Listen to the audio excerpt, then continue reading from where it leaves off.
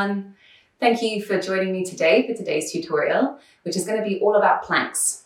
So I'm going to rattle off high plank, low side low plank, a few of those little things. Just ticking off a few things that may be missed in a lot of classes just because we don't always have so much time to break everything down. And these little things can help you in any class that you do, from running to boxing to HIIT to Pilates, of course to yoga, and anything else that you're kind of playing around with, who knows. So, high plank. High plank, all planks, you're using pretty much all the muscles that you possibly can. And it's a fantastic way to kind of build this container, which is yourself, to be super strong. So there's no piece of you that isn't really engaged in this pose. So it's nice to build a full body awareness here. So the parts of the body that are attached to the floor, the hands and the toes. Foundations. Spread the fingers wide, and you can see on my hands tutorial as well, what I've found has helped me through my practice become a bit stronger through the hands. So spread the fingers wide, claw down the fingertips so they pretty much turn white. Press down the finger mounds, the part of the finger that connects to the palm. Push down the thumb mound if you can there as well. I know that everyone's feeling a little bit different. You might have some stuff going on in your hands, your wrists, arthritis, stuff like that. We work with what we've got as long as there's a real engagement to push. Pushing is a big thing here in plank. We're not pulling, we're not sort of collapsing. We are pushing away from the floor. Now, I want to break down bringing the knees on the floor. If you are working with anything, maybe you just had a baby, maybe you're coming back from a big injury, and you don't want to bring the knees off the ground and take your full body weight. Lower the knees and the shins down and push the chest up basically in towards the space of the shoulder blades. So you're trying to broaden the space of the shoulder blades a little bit here. Pull the navel in rather than sucking in your breath. You're sort of gently pulling the navel in, engaging with the pelvic floor. So really deep muscles here. And the hips are not low. If you are lowering your hips, then all I can feel here is a real anger in my sacrum. So the part that's connecting my lower back to my hips. Pull the navel in, try and almost feel like there's a tabletop shape happening between the hips and the shoulders.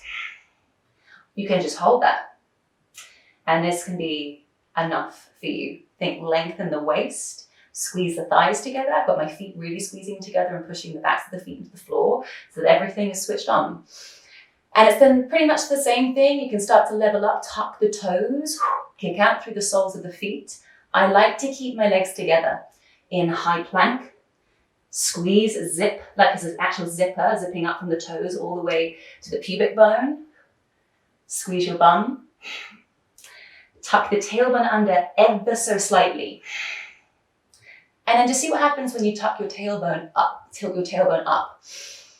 Tuck it under, tilt it up. So the ribs will flare a little bit when you tilt it up. Tuck the tailbone under, you're kind of drawing the hips towards the ribs. And your abdominals are going for it, right? Spread the fingers wide, push the floor away, lower down, have a break. I was shaking like crazy there. So when you go through every piece of your body, nothing is a prisoner, or they're all prisoners, who knows? You're really pushing away, zipping up. Engagement is core and key to this pose. There's really no point doing a plank if you're not going to be willing to turn it all on. Whether it's perfect or not doesn't matter. And even if you do it for a second, all switched on, and then you bring it down, good for you, right? We weren't all built to do a plank for 3 minutes plus. Hell no. So now coming into forearm plank, same thing, just bring it down onto the forearms. Squeeze the legs together. And if you are going to open the feet out wide, you can absolutely do this. You just got to make sure that the thigh muscles zip up as well, so that you're not kind of becoming lazy or you're falling onto the outer edges of the feet. Press down the big toe mounds. Again, you're pushing the floor away, engagement in the upper body. Squeeze the bum, zip the inner thighs together, slightly tuck the tailbone under. And then the neck as well. You don't want to be kind of looking forward and crunching the neck. Drop your chin down slightly and imagine you're pushing your head into a pillow behind you. And then the ribs are kind of contained. and then lower down. Excellent job. Again, take it like 10 seconds at a time. Take those breaks and maybe increase it to 12 seconds at a time, 15 seconds at a time. And you're going to be coming into planks loads of times when you're doing a vinyasa, rocking it forward, getting ready for a chaturanga. Just a nice moment that you can feel very at one with yourself, and then everything is turned on. Now, when you're going into side planks, same deal, high and low. The rest of the body does the same thing. Now, it's very easy in side plank if we're not engaging, or if we're not lifting the hips enough for the shoulder to take the whole thing, kind of looking a little bit like a mermaid. The thing that's helped me so much with side plank is getting this serratus anterior muscle around, that's like a claw around the ribs here, engaged, and pushing the hips up, squeezing the bum and getting the legs to do some work for you. Otherwise, it is actually just too easy to drop all the weight into the shoulder, into the wrist. So spread your right hand out wide. We'll just do on the right, well, you can do on the left side of the arm and then on the right side today.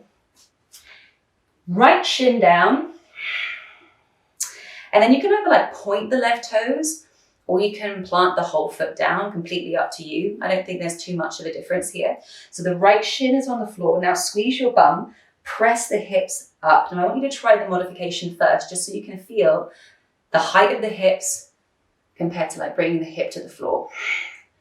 Lift away, and hopefully we feel when you lift the hips up that you're actually giving your shoulder like a bit of a break, sort of like compared to here. So you lift the hips up, your obliques are going to be switched on, those side abdominals. Squeeze, and even in this modified version, I can feel my bum shaking. And you push away from the floor. Claw your fingers into the ground, push away from it, lift up the armpit slightly. So we're trying to defeat gravity a little bit here. And then maybe you go into the full side plank, stack the feet, hips stay up, feel the difference. Drop the hips, all going on that shoulder and the shoulder's shaken. Lift the hips, push away. Find as much space as you can between your torso and the floor. Stacking the hips so the left hip is on top of the right, flex the feet, zip the thighs together, squeeze the bum, push away. Same thing if you're going to go down on your forearm. And you can practice this first of all with your right shin on the ground, take it into modification, push the hips up. So I've actually turned this right forearm in and spread the fingers out wide, press the forearm into the ground and lift. Feel that zip up. This may be where you want to stay. Modifying is brilliant. Modify the hell out of everything until you feel like that one day, super strong and supported to do the full expression of the pose. What they might put in the handbooks or whatever, doesn't even matter. The fullest expression of the pose is the fullest expression that you can do in the pose. Keep the hips up, squeeze the bum, maybe then stack the feet, claw the fingers into the floor, push the ground away, keep the hips up, squeeze the bum, pelvic floor engagement. So pull the navel in, get the transverse abdominis, which is the deepest layer of the abdominals that you have. And maybe there's a little pulse. Maybe you want to extend the left arm over the head. And then you can bring yourself down. There's no kind of cheating in planks. You can't really cheat in planks. Modifying isn't cheating in planks. Of course it isn't. You should still be able to shake a little bit, draw a sweat. You're trying to push yourself away from the ground. You want to be able to hold your own body weight. And really, like, it doesn't matter if you can stand on your head or you can stand on your hands. Plank is tough, but really vital that we should be able to do. One day, someday, today, hold, sustain your body weight. Body weight exercise is brilliant. If you can't bear lifting up a heavy weight, don't worry about it. Use your body weight. Use what you have. We have this incredible tool. Enjoy it, embrace it, love it. You're amazing. So that is your little plank breakdown. High, low side planks. And from those moments, you can lift the leg, you can take it into toe binds, you can take it into wild things, you can take it into falling stars. I'll do another tutorial about where to go from planks, from side planks. But that's your foundation of those poses. Don't be afraid to modify. Even if you can do back flips. Some days we all have to modify. Have a fun time with it. My whole body is shaking. Hopefully see you soon. Thank you for watching.